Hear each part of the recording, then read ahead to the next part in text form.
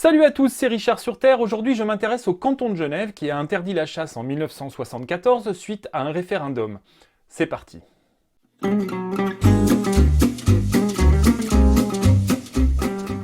En 2014, l'ASPAS, l'association de protection des animaux sauvages, souhaitait un joyeux anniversaire aux Suisses qui fêtait les 40 ans de l'interdiction de la chasse. Et bien sûr, depuis, tout va bien. On peut lire en introduction. Le 14 mai 1974, l'interdiction de la chasse dans le canton de Genève était approuvée par 72% de la population. Malgré les affirmations alarmistes des chasseurs d'alors, tout se passe très bien. Un exemple salué par l'ASPAS, mais qui contrarie un lobby toujours paniqué par la vie sauvage. Alors c'est vrai que je panique souvent à la vue d'un biotope riche et en bonne santé. Moi j'aime bien quand c'est moche, quand c'est déséquilibré, quand ça pue un peu le plastique et la mort. Mais trêve de bêtises. Alors déjà, pour remettre les choses à leur place, oui, les chiffres sont justes. 72% des suffrages ont exprimé un rejet de la chasse. Mais avec seulement 22% de participation, les Genevois ont surtout montré qu'ils en avaient rien à carrer. Donc en termes de plébiscite populaire, il faudra repasser. Pour le reste, je vous laisse lire, il n'y a pas grand chose à voir en fait, il s'agit d'un fantasme enfantin qui ressemble à une pub pour un gel douche à base d'amour entre les oiseaux et les petits mammifères. Ils arrivent quand même à écrire que le peu de problèmes que présente le sanglier, c'est à cause des voisins français parce que, vous vous rendez compte, la chasse y est très rentable. Bref, cet article, c'est de la propagande et ça démontre encore une fois la malhonnêteté absolue de ces groupuscules. J'ai donc décidé de faire des recherches. Je me suis basé sur le travail de Manu Piachot, une genevoise étho-anthropotechnologue qui a réalisé son mémoire de recherche sur les conséquences économiques et environnementales de l'étatisation de la gestion de la faune dans un canton où la chasse a été interdite. Pour être tout à fait honnête et complet, l'étude a été commandée par Antoine Spielmann, une figure de la chasse en Suisse. Bien sûr, Manu Piachot se défend de toute tentative d'influence dans son travail. Alors de toute façon, ça aurait été publié. C'est vrai qu'Antoine Spielmann est assez critique aussi par rapport au monde de la chasse. Faisons donc confiance à une femme qui n'a absolument aucune accointance avec le monde de la chasse et qui se décrit elle-même comme une amoureuse de la nature. Première question posée, pourquoi la chasse a-t-elle été interdite ? L'étude indique que le comportement des chasseurs laissait à désirer et ne prenait pas suffisamment en compte les autres utilisateurs de la nature. Dans un espace très urbanisé, ils chassaient trop près des habitations et la cohabitation devenait compliquée.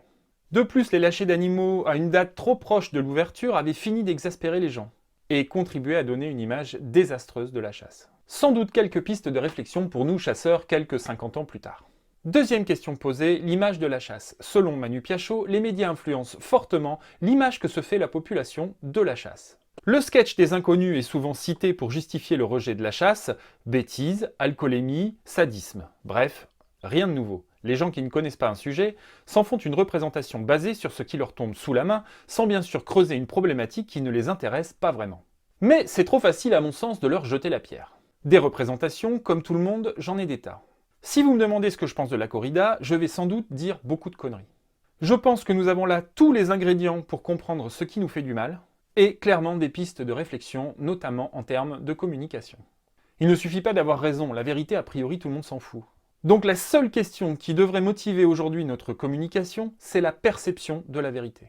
Si c'est bien mais qu'on dirait pas, c'est mal. C'est aussi simple que ça. L'aspect économique est intéressant. Selon cette étude, le plan de gestion de la faune coûte aux Genevois la somme d'1 million d'euros par an. À entendre les associations de défense des animaux, c'est presque rien. Avec 500 000 habitants, ça coûte à peine 2 euros par an. Alors attends, calcul rapide.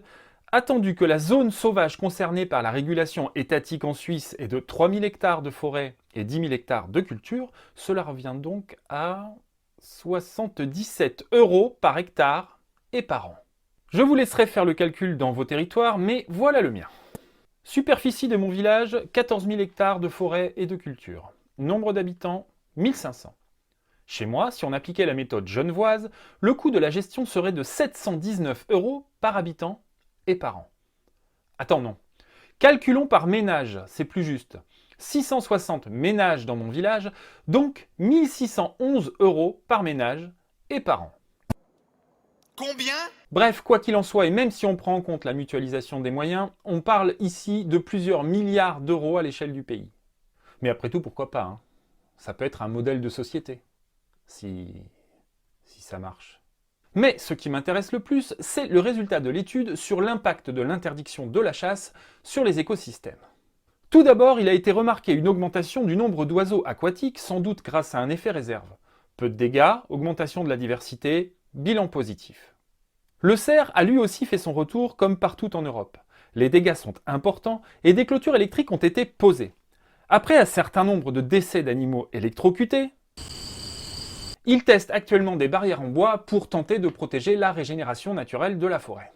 Les corneilles et les pigeons sont devenus un vrai problème. Des permis spéciaux ont été délivrés afin de tirer les corvidés qui occasionnent de nombreux dégâts aux cultures. Pas pour le pigeon. Il représente la plus lourde charge financière à cause des indemnisations versées aux agriculteurs.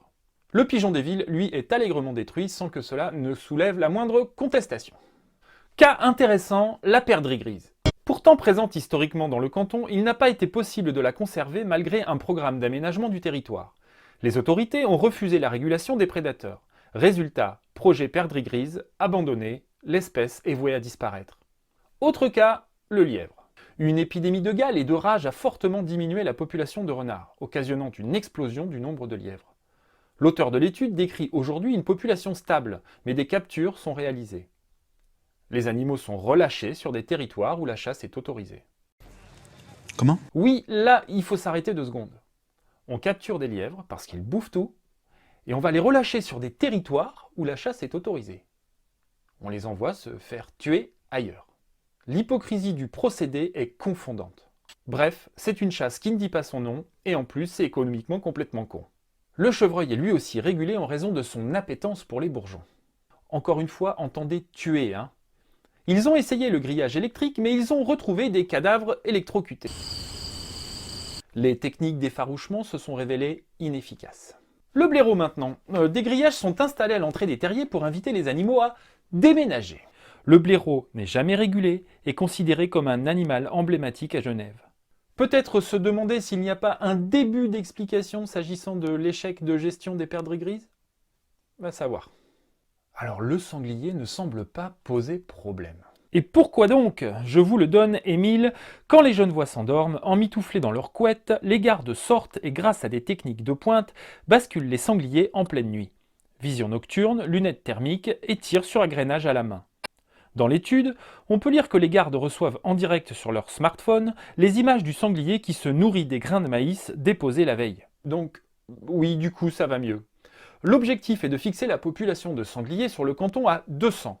Quand on sait qu'une population de sangliers double chaque année environ, on peut donc en déduire que la moitié des animaux sont tués chaque année grâce à des méthodes qui n'ont rien à voir avec la chasse, mais avec la destruction. Comme on fait avec les rats, quoi. Allez, on résume. Comme vous pouvez le voir sur ce tableau qui émane directement des autorités genevoises, la chasse a été remplacée par une gestion étatique qui a tué environ 35 000 animaux entre 1974 et 2017 sur un territoire de 13 000 hectares. Vous pouvez mettre sur pause, je vous attends. Cela représente en moyenne 814 oiseaux et mammifères tués par an sur cet espace minuscule.